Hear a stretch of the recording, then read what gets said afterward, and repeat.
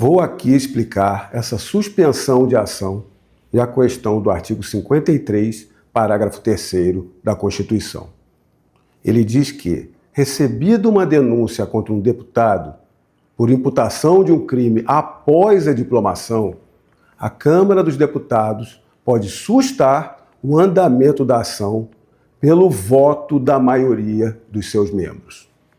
É uma competência do Congresso Nacional que não é utilizada com frequência, pelo contrário, foi a primeira vez que foi usada, porque se presume estar havendo um erro nesse julgamento, por uma imputação indevida, por desrespeito à lei, à Constituição, por perseguição ou injustiça mesmo. O texto fala a partir da diplomação do parlamentar.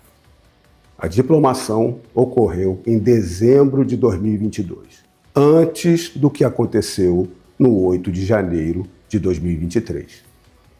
O relatório aprovado na Câmara demonstrou com clareza e técnica que todos os crimes imputados têm que ser suspensos, porque eles chegam até o 8 de janeiro. Foi demonstrado que, conforme a lei, a doutrina, a jurisprudência, um crime de organização criminosa armada é um crime permanente. Ele se prolonga, ele tem consumação ao longo do tempo. E que, no caso, teve consumação e resultado final, lógico, no 8 de janeiro, depois da diplomação como parlamentar. Da mesma forma, a suposta tentativa de golpe e abolição do Estado Democrático, para ter o crime, há exigência expressa, escrita, em lei, de ter alguma violência ou grave ameaça, que, segundo o próprio STF, ocorreu também no 8 de janeiro. Com esses fundamentos, a Câmara aprovou o relatório de resolução para a sustação da ação, com expressivos 315 votos dos parlamentares, dos representantes do povo, quantidade de votos acima do necessário para fazer até uma emenda à Constituição. E o que o STF fez? Demonstrou completa desconsideração com a decisão do plenário da Câmara dos Deputados. De início, nem colocou o tema para análise no pleno do STF. Jogou de novo para a turma, com menos da metade dos ministros. Mesmo se tratando de uma questão, agora, de competência e prerrogativa de um outro poder da República. Além disso, atuou em ambiente virtual, começando numa sexta-feira, de forma célere, sucinta, a fim de não atender à vontade constitucional da Câmara dos Deputados. Não analisaram a natureza, não analisaram a consumação dos crimes, declararam que foi antes da diplomação e pronto. Disseram ainda que o dispositivo constitucional é personalíssimo, só ao parlamentar e acabou. Não analisaram a natureza, o conceito de ação, conforme está no texto constitucional, nem a integralidade da ação e o alcance aos demais acusados. Ignoram, subtraem poder e atuam em desrespeito ao que diz a própria lei. Todos nós sabemos que eles forçaram para ter um parlamentar nessa ação, para poderem consolidar todos os demais acusados a serem julgados no STF. Me colocaram nesse processo sem eu ter sido citado uma única vez nas diversas delações do Mauro Cid.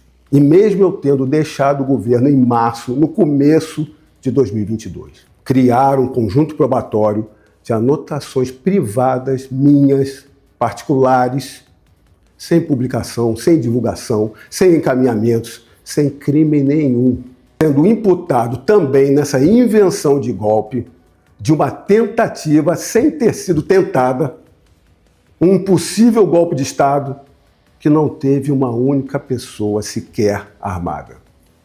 Eles incluíram um parlamentar nessa persecução, mas agora não aceitam as prerrogativas constitucionais que um parlamentar possui. E não foi só isso. Não bastou esses atropelos à Constituição e ao outro poder de Estado. Foram além. Eu trago aqui uma parte do voto de ontem do senhor Flávio Dino. Ele diz que a suspensão a que se refere o artigo 53, parágrafo 3º da Constituição, aplica-se a uma única legislatura. Em caso de reeleição, não há prorrogação da suspensão da ação penal. E prossegue julgando fora do tema, restringindo um dispositivo constitucional a apenas um mandato, ou seja, o parlamentar pode ter tido diversos mandatos anteriores, subsequentes, que mesmo assim o STF vai decidir fracionar a suspensão valendo só a última diplomação.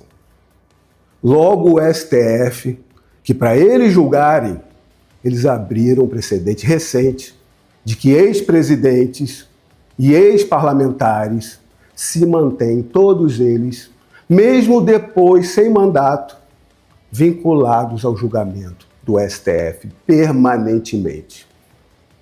Mas para o Congresso Nacional, eles vão decidir o contrário. A possibilidade de sustar a ação fica limitada apenas ao último mandato.